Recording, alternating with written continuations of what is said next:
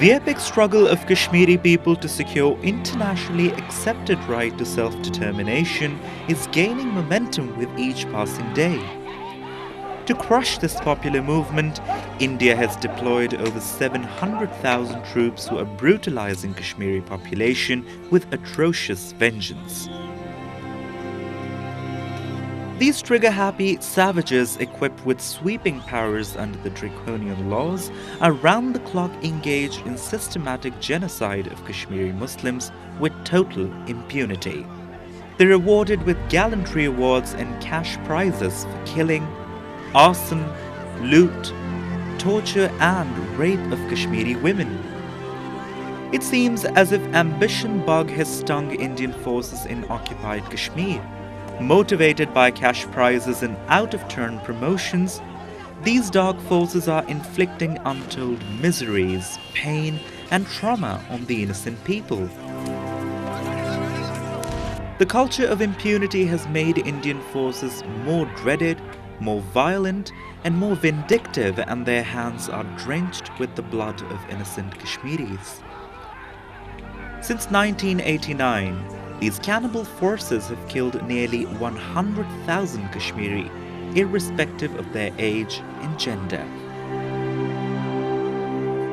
More than 10,000 youth have been vanished, over 9,000 women have been raped, more than 40,000 women have been widowed, and over 100,000 children have been orphaned.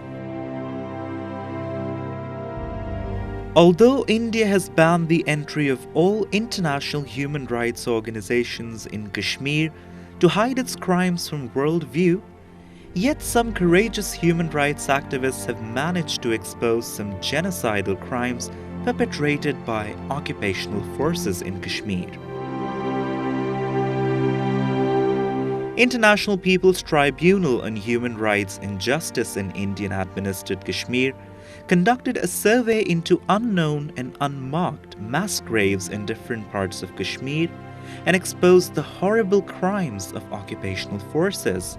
Indian forces on different occasions harassed and intimidated the members of the survey team. According to the survey report, 2,700 unmarked mass graves containing more than 2,943 bodies across 55 villages in Bandipora, Baramulla and Kupwara districts of Indian-held Kashmir have been unearthed during the research conducted from November 2006 to November 2009. The recognized cemeteries that hold Kashmiri dead are maintained by local people and organizations. Alongside these cemeteries are clandestine graveyards, often unnamed, unmarked, undecorated. They exist amidst habitations next to schools and homes, by the roadside and town square, in playgrounds and forest, at the edges of fields, and community cemeteries across rural and urban space. Investigated graveyards entomb bodies of those murdered in fake encounters during 1990 to 2009.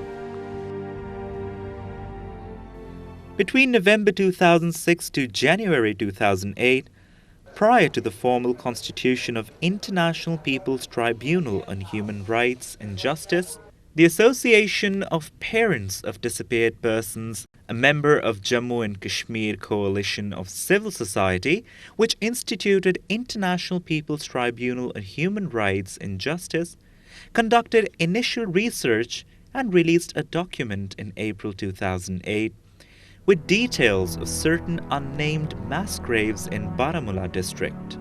Following the constitution of International People's Tribunal on Human Rights and Justice between April 2008 and November 2009, the tribunal scrutinized and re-verified this information and conducted further research in the border districts of Bandipora, Baramulla and Kupwara in northwestern Kashmir. The organization mainly focused its investigations in the border districts of Bandipora, Baramulla and Kupwara.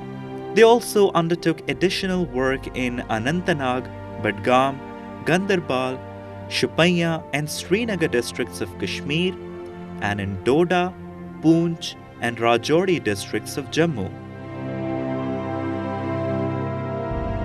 International People's Tribunal on Human Rights and Justice conducted investigations in 33 villages of Baramulla district, where out of 1,122 graves, 1,013 graves were found unnamed. Out of these graves, 140 contained 2 bodies each, and 17 mass graves contained over 76 dead bodies. In Hammam Markot village, near the premises of the government primary school, there are 16 nameless graves. In Raja Mohalla, located in the Uri area in Baramulla district, a graveyard was established in the early 90s. A community member stated, "In this graveyard there were 22 unnamed graves." Qazipura village is on a hillside. The graveyard in this area holds dead bodies of 13 unidentified persons. In Kichama Shiri village, the main graveyard contains 105 unnamed graves. Adjacent to main graveyard, there are 60 more unnamed graves. These two sites hold 230 bodies buried between 1994 and 2003. Atta Muhammad, 68 years of age, gravedigger and caretaker at Jehel Bimyar in Baramulla district, testified to burying 203 bodies on a hillside adjacent to the Jhelum River between 2002 to 2006. It was in 2003 when he was forced to bury 2 mutilated bodies killed in fake encounter by Indian forces. खून साफ किया, होठों से, आंखों से, नाक से, बाल इसके साफ किए, चेहरा इसका मैंने सामने लाया, मुंह का, और खून उलूदा था, मेरे कपड़े भी भरे गए, जिस्म भी भरा गया, तो मैंने इसको जनाजा किया, तो दफना दिया। 2002 से तब से फिर दिन को भी आते थे, 4 बजे भी आते थे, रात के 11 बजे भी आते थे। कोई दिनों में हमको टाइम नहीं मिलता था, वहाँ डेड बॉडी पड़ी रहती थी, एक को दफन करते पीछे से और 4 आ जाती थी। इतना भी हुआ। बेदर्दी से मारा है, बेदर्दी, बहुत बेदर्दी से मारा है। हम बोलते भाई कौन आदमी है, ये उग्रवादी है, ये अफगानी है। अब हम क्या कह सकते हैं कौन है, हमने देखे नहीं है उग्रवादी कैसे हैं तो अफगानी कैसे हैं। In 2003, nephew of Atta Muhammad went missing during a trip to Baramulla. The family searched him everywhere but to no avail. Once Atta Muhammad had gone out of the village, the army brought 6 bodies which were buried by locals in his absence. The villagers told him that body of his nephew was also amongst the dead. किसी ने बोला मुझे आपका भांजा भी इसमें था, तो मैंने कहा भाई क्या पता, अब वो दफनाया गया, मैं उसकी कब्र खोल नहीं सकता, इसमें है या और किसी जगह, हो सकता है इधर ही हो। Atta Muhammad stated that the bodies he had buried appeared in his nightmares, each in graphic and gruesome detail. बस वो ही सीन आ जाता हमारे सामने, खून है, कफन पहना है, खून चल रहा है, खून बह रहा है, कान से बह रहा है, छाती से बह रहा है, टांग से बह रहा है, खून चल रहा है।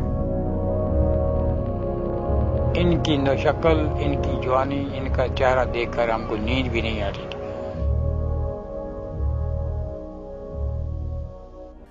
The tribunal conducted investigations in 14 villages of Kupwara. During the survey, out of 1,453 graves, 1,278 were found unnamed in these villages. 8 graves among them contained 2 dead bodies, and 4 of the mass graves contained 30 bodies. In Regipura village on the mountainside, adjacent to the premises of the government middle school, is a graveyard holding 260 unnamed graves, of which 2 bodies have been identified through exhumation. 56-year-old grieved mother Jana Begum of Regipura has seen tragedy over and over again. 10 years ago, 2 of her sons were picked up near Kupwara by State Task Force and Border Security Force. After a painful search, she was told by the police that her sons have been shot dead and buried in this graveyard in Regipura. The shock killed her husband. Another son of Jana Begum is missing since 2002. She says he too may have been buried in an unmarked grave. Every visit to the cemetery stirs up her old fears. My children were innocent, but they called them militants and killed them. I went to the police, I went to the government, but nobody would help me. I roamed around looking for answers. No one would tell me anything.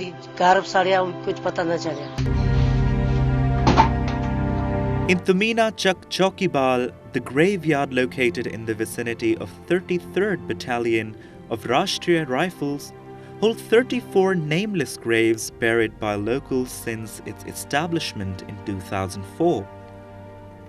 Tregam village in Kupwara district also has 100 unmarked graves. The burials took place between 1990 to 2005. The residents testified that whosoever was killed in our area was brought to our village for burial. Most of the dead bodies brought here were mutilated and disfigured, but all of them were local Kashmiris.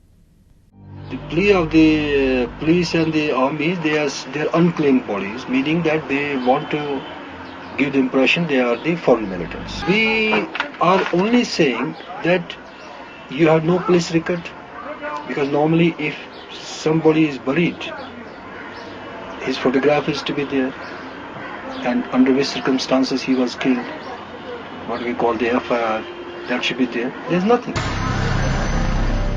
International People's Tribunal on Human Rights and Justice noted that a number of graves were damaged. Local community members certified that armed forces officers had sent security personnel to deface and destroy the gravestones. A graveyard established in Sedarpura village in 2000 holds 15 unnamed graves.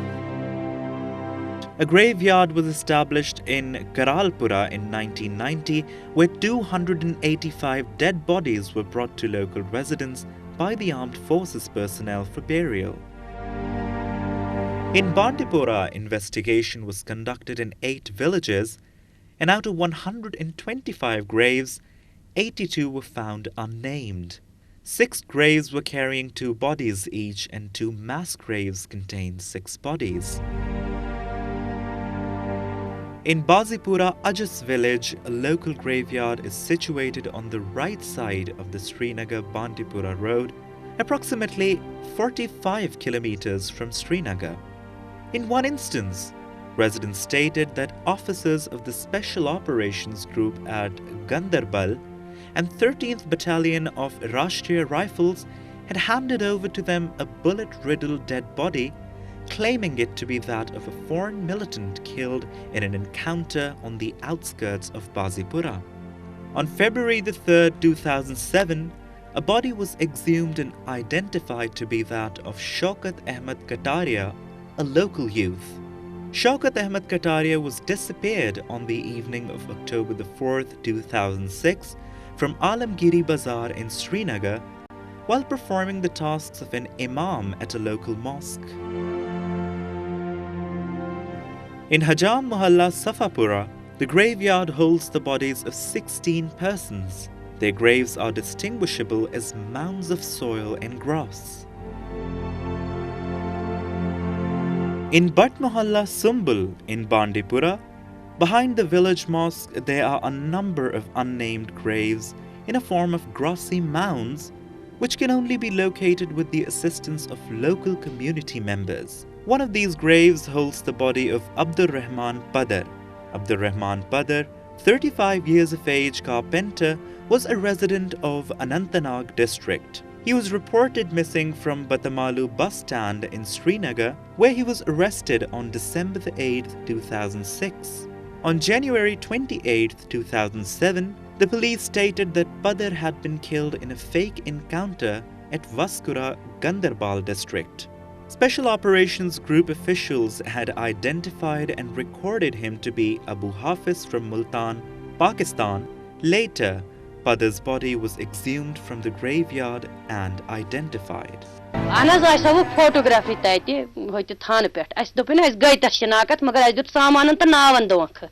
Time विज मगर अस द्राय तति अस को तमी साथ पन्निस दिलस मज राय कि ये छु पत वोन तमो अस तमो हवालदार सबन तति दोपन हमशहरा छक दपन यह छु ऐ गई पहचान ये छक वन मे गई पहचान मगर अमिस हसा ओस मल यूत छक फोटो हावन यम छु बदल आयक यह हसा ओस बदल आयक असी तुल.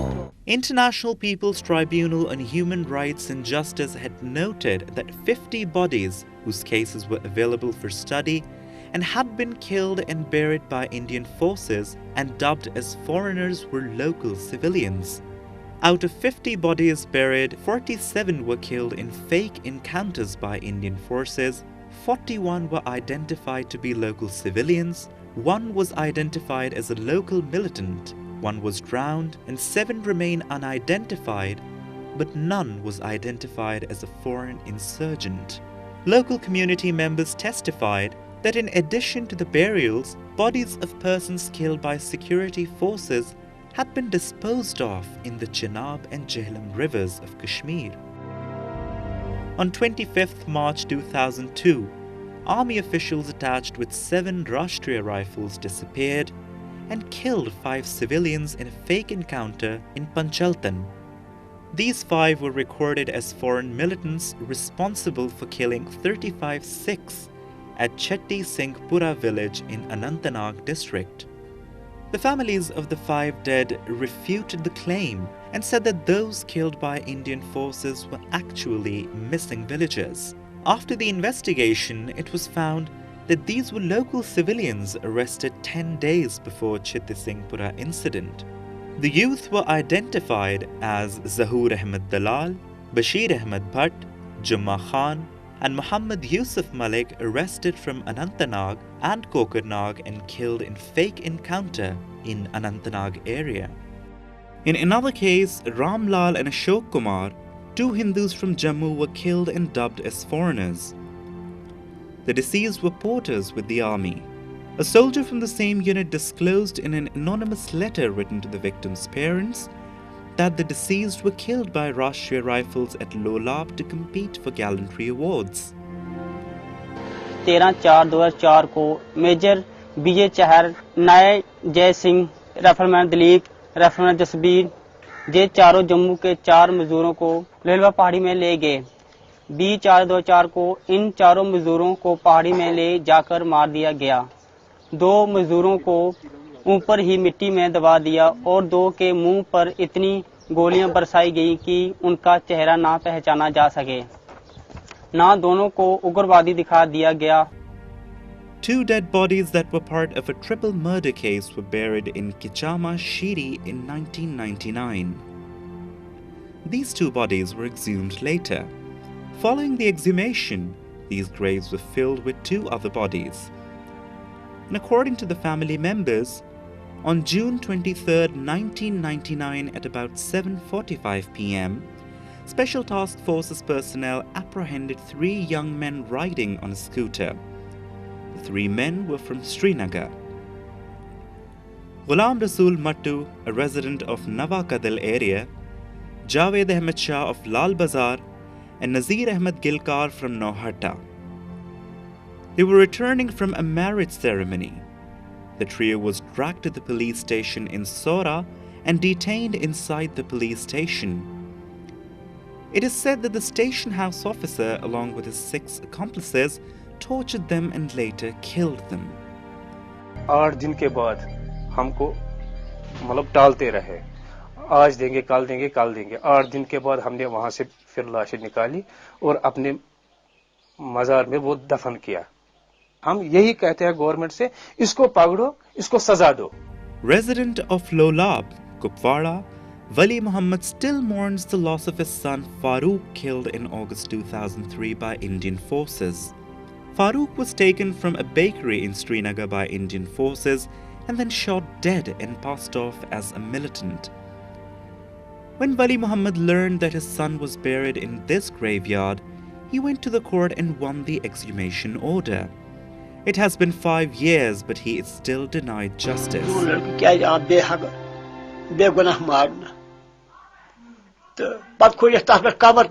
Why was my innocent son killed? There are so many cases like this. They should be looked into.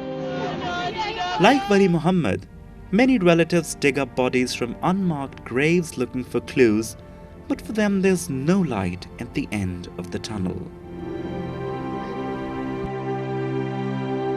The conflict is also about the systematic brutalization of Kashmiri peoples, ordinary Kashmiri peoples, of Kashmiri society, if you will, by the continued presence of militarizations, the intensity of militarization. In the face of that, it's a little difficult to understand the brutalization of ordinary Kashmiris, and I've witnessed that myself. I've witnessed that last June when I went and met with a family whose son was just killed by the state, by the armed forces. I've witnessed that when I've spoken with grave diggers who since 1993 have been forced to maintain and take care of graves where unmarked, unnamed people lie buried. And if you look at the FIR, I have one in front of me, if you look at the first information report, for example, put together by the police, it often states, in the ones that I've looked at, almost always it states that these are foreign militants without any evidence. And wherever these graves, for example, have been identified, people who live in them have been identified, we find that they are largely not foreign militants, they are not foreigners, they are not even local militants, they're just ordinary Kashmiris killed in fake encounters. The intensity of findings made by International People's Tribunal on Human Rights and Justice is indicative of what would potentially be uncovered with regard to single, multiple, and mass graves and the number of people killed if independent and transparent investigations were permitted in Indian-administered Kashmir. It's reasonable to assume that the total number of disappearances since 1989 would correlate with the number of bodies in unknown, unmarked, and mass graves. That we want the international community and the Indian state and society to understand what this issue is, why such crimes were committed to suppress a people who demanded something which is as democratic and peaceful as right of self-determination, and that in the course of which war crimes were committed, we want accountability for that. As the skeletons are tumbling out of the cupboard one after another, it's adding to the pain of already bleeding wounds of relatives of the disappeared persons. कोई मदद नहीं मिल रही, मैं सब जगह गई, कोई बोलते आएगा, कोई बोलते वो मारा गया, मैं उसी का इंतज़ार कर रही हूँ। हमारी डिमांड अब ये है कि इंटरनेशनल लेवल पे, नेशनल लेवल पे नहीं, इंटरनेशनल लेवल पे हमारा मसला हल हो। कोई ऐसा कमीशन बिठाया जाए जो हमारे मसले को हल करे। हमने United Nations working group on enforced disappearance, उनके साथ हमारा काफ़ी लिएजान है। हमने उनको केसेस भेजे हैं और वो उस पर काम कर रहे हैं, और इस वक्त भी हम बहुत से ग्रुप जो है इंटरनेशनल लेवल पर हमने उनके साथ अब राबिता किया है। अब केसेस अब तो वहाँ हम भेज रहे हैं, क्योंकि यहाँ तो कोई फेथ नहीं है अब लोगों को, इस इंस्टीट्यूशन में ये फेथ नहीं रह गई है, न तो सेंट्रल गवर्नमेंट और न स्टेट गवर्नमेंट।